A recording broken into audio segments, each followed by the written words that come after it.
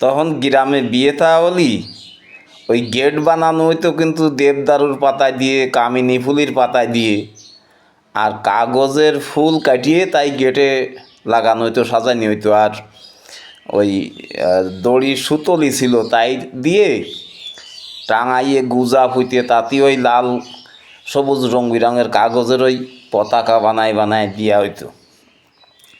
তখন গেটে কিন্তু এখন যেরকম গেটে রং বেরঙের লাইট ফাইট থাকে, তখন কিন্তু ওসব ছিল না। তখন লাইট বলতে হচ্ছে ওই হ্যাচাক লাইট, ওই আওয়া দিয়ে দিয়ে তাই হচ্ছে জ্বালাতে হইতো। সেই হ্যাচাক লাইটের আবার ম্যান্টেল ছিল, গ্রামে কেউ কেউ এর আবার বড় হেরি বলেও ডাকতো। যাই হোক, বিয়েবাড়ির গেটে তো এখন হচ্ছে সবাই ওই পার্টি স্প্রে মারে। তখন কিন্তু গ্রামঘাটে ওই বিয়ে থাওয়ালি মানুষের মাথায় ওই জায়গার সঙ্গে আর কি ফাজলুই মারা যায়, তাকে মাথায় রং দিত। তারপরে ওই গেটের ওই জায়গায় যদি আসো ওই টাকা পয়সা মিটে নিয়ে দেন দরবার নিয়ে যদি কোনো ঝামেলা হইতো, তাহলে ওই দয়ার গুঁড়ো মাহাইতো, ওই যারা আলকুশের গুঁড়ো কয়। আবার এরামও কিন্তু হয়েছে যে ওই সরার মধ্যে করে শুকনো জাল দিয়ে ওই আগুন দিত, যাতে হচ্ছে ওই দুমায় কাশি টাশি লাগে। এসব কিন্তু তখন গ্রামে হইতো, তবে খুব বেশি হইতো না, এগুলো কিন্তু সচরাচর হইতো না। ওই যারা একটু খুশটেমি করতো। তারপরে যারা বিয়ে করতে আসতো ওই বাসের সান্দের পরে কিন্তু ওই মাইক বাজাতি বাজাতি আসতো। আর হিন্দুকে বিয়ে হলি তো বাজি বাজনা থাকতো, ইংরাজি বাজনা থাকতো। ওই ছাদের পরে তারা নাচা গানা করতে করতে বাজাতি বাজাতি আসতো। তখন কিন্তু এলাকায় বোঝা যাইতো যে অমুকের বাড়ি বিয়ে হচ্ছে। এখন তো বিয়ে বাড়ি ডিজে গান বাজে, হলুদ সন্ধে হয়। হলুদ তো হয় দিনের বেলায়, এখন তা নিয়ে গেছে হলুদ সন্ধে। মানে ফাজলমির একটা মোটামুটি চরম পর্যায়ে আর কি। হলুদ সন্ধে আবার কারে কয়, এই নতুন করে দেখতেছে সব। যাই হোক, অতি থাকতেছে হোক, তাতে যদি তোমরা খুশি হও। তারপরে খাদ্য দিত কিন্তু কলার পাতায় করে, কলার পাতায় শালের পাতায় এতে করে কিন্তু খাদ্য দিতে হইতো। ওই উঠোন দিয়ে লাইন দিয়ে বসাইয়ে, তখন কিন্তু এখনকার মতো ওয়ান টাইম প্লেট ছিল না, গ্লাস ছিল না। একজন আছে জগে করে ওই গ্লাসে করে জল খাদ্য দিত, ঘুরে ঘুরে সবারই জল খাদ্য দিত। আর ওই আছে সবাই কলার পাতায় বসতো এবং কলার পাতায় ঘুরে খাইতো। একখান কলার পাতা হচ্ছে ছেঁড়া কলার পাতা তলে দিতে হইতো, আর ভালো খান উপরে দিয়ে তাই তাঁতি করে ভাত খাতি হইতো। অনেক সময় ডাইল ফাইল ওই সরাত করে এদিক ওদিক সরিয়ে পড়ে যাইতো, তা আবার হচ্ছে ওই আটিয়ে সাটিয়ে ধরতে হইতো, টিক ফিক দিয়ে রাখতে হইতো। সে একটা বেকায়দা মজা।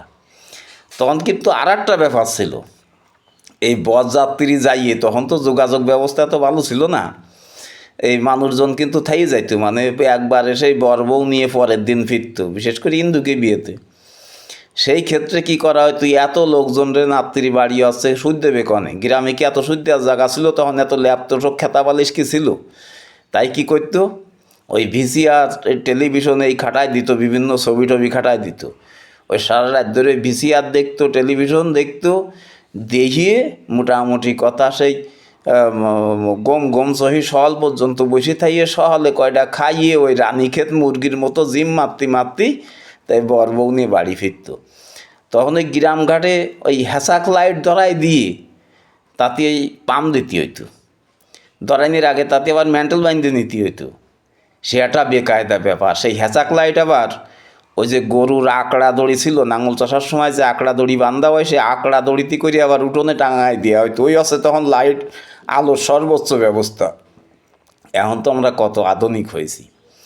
সেই সময় এর মধ্যে দিয়েই কিন্তু একটা বেকায়দা আমোদ ফুটতেছিল। তারপরে ওই যারা ইংরাজি বাজনা আসতো তারা কিন্তু বিয়ের পর দিন সকালে ওই 10টা-11টাতে ওই বহুরূপী খেলা শুরু করতো। নানান রঙে টঙে সাজে তারা কিন্তু বহুরূপী খেলা দেখতো। এলাকার লোক সব ভাঙিয়ে চুরে চলে আসতো। আমরা কতদিন স্কুল ফাঁকি দিয়ে চলে গেছি ওই সব দেখতি। এসবের কিন্তু একটা বেকায়দা মজা ছিল। এই মনে পড়বে, দেখবেন আমি কওয়ার সাথে সাথেই কবেন যে হ্যাঁ এইগুলো যে হইতো। তখন কিন্তু বর বউকে এইরকম বিউটি পার্লারে নিয়ে সাজানো হইতো না, তখন এই বাড়ির মধ্যেই সাজতো। তখন এই বউটারে অরিজিনাল বউই দেখা যাইতো। এখন তো দেখার সময় দেখি আসি একরকম, পরে যে বিয়ের দিন দেখি আর একরকম। অনেকদিন তো চিনাই যায় না যে কীটা তা কবে কীটা। তখন কিন্তু তা ছিল না।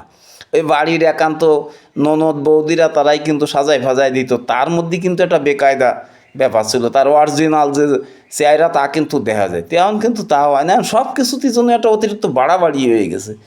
সে সময় জীবনযাপন ছিল সহজ সরল, তার মধ্যে এত জটিলতা ছিল না, সেই সহজ সরল মানুষগুলোই মনে হয় বেশি ভালো ছিল। এমনকার চাইতে মনে হয় সেই দিনগুলোই বেশি ভালো ছিল। আপনারাও বিষয়টা একটু ভাবি দেখবেন আসলে আমি ঠিক করলাম কিনা। ভালো থাকবেন সবাই।